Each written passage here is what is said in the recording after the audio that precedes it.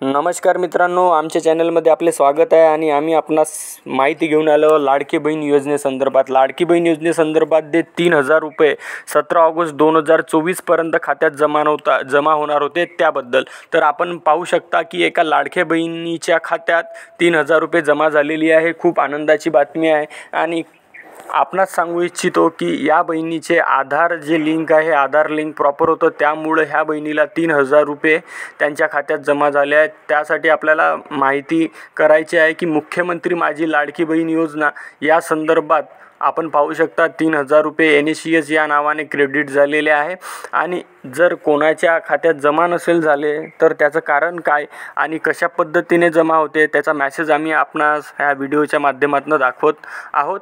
कारण शासनाचा असा निकष आहे की लाडक्या बहिणीला रक्षाबंधनाआधीच पैसे जमा झालेले पाहिजे। कारण आतापर्यंत जवळपास 80 लाख महिलांना पैसे जमा करण्यात आलेले आहे। मित्रांनो, लाडकी बहीण योजनेमार्फत 80 लाख महिलांना त्यांच्या खात्यात पैसे जमा करण्यात आलेले आहे, ज्यांचे डॉक्युमेंटेशन प्रॉपर होते, ज्यांची आधार सीडिंग होती आणि ज्यांचा मोबाईल नंबर किंवा आधार हा त्यांच्या एकामेकासोबत संलग्न होता, त्यांच्या डायरेक्ट खात्यात पैसे जमा झालेले आहे, ज्याला आपण डायरेक्ट बेनिफिशियरी ट्रान्सफर म्हणतो।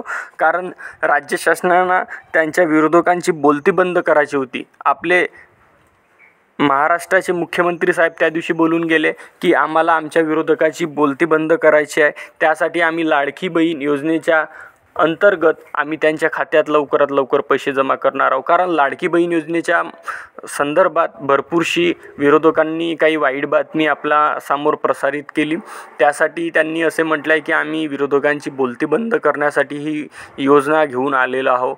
कारण आपल्याला माहीत आहे की लाडकी बहीण योजनेसंदर्भात जर पैसे कसे आले की येणार आहेत की नाही यासाठी प्रत्येक प्रकारचे मेसेजेस आपल्याला येणार आहे। ज्या बहिणीला पैसे जमा नसेल झाले त्या बहिणीला सुद्धा मेसेज येणार, ज्या बहिणीला पैसे जमा झाले तिला सुद्धा मेसेज येणार आणि ज्या बहिणीचे पैसे जमा झाले नाही त्या बहिणीला कशा प्रकारे मेसेज येणार आहे आम्ही समोर व्हिडिओच्या माध्यमातून आपणास दाखवणारच आहोत। कारण ज्या बहिणीला पैसे जमा नसेल झाले त्यात काय प्रॉब्लेम आहे, त्यात काय त्रुट्या आहे आणि त्या त्रुट्या कशा दूर करता येईल ह्याही सुद्धा माहिती आम्ही आपल्या व्हिडिओच्या माध्यमातून आपणास सांगणार आहोत। मित्रांनो, आपण पाहू शकता की ज्या बहिणीचं आधार सीडिंग झालेलं होतं त्या बहिणीला तिच्या खात्यात जमा झाले आहे। जिला जमा नसेल झाले तिला अशा पद्धतीचा मेसेज आला असेल, मुख्यमंत्री माझी लाडकी बहीण योजनेअंतर्गत आपला अर्ज प्राप्त झाला आहे। पहा, त्यांना अर्ज प्राप्त झाला आहे परंतु आपले बँक खाते आधारशी संलग्न नाही। आपण तात्काळ बँकेला भेट देऊन आपले खाते आधारशी संलग्न करावे।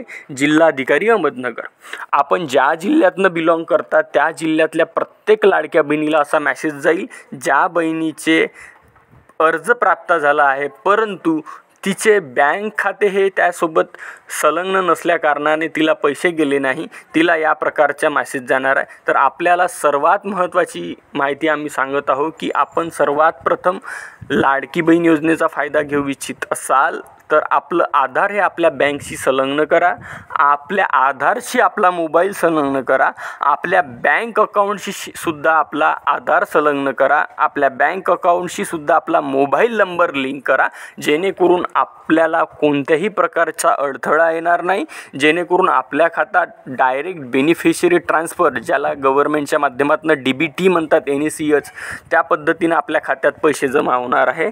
आपल्याला कोणत्याही प्रकारची अडचण येणार नाही। आपण सुरुवातीला जर आपला आधार किंवा आपला आधार सीडिंग झालं नसेल तर तुम्ही आधार माय आधार UADIच्या .government.in ह्या साईटवर जाऊन तुमचं आधार सीडिंग झालेलं आहे की नाही याबाबतीत तपशील करू शकता।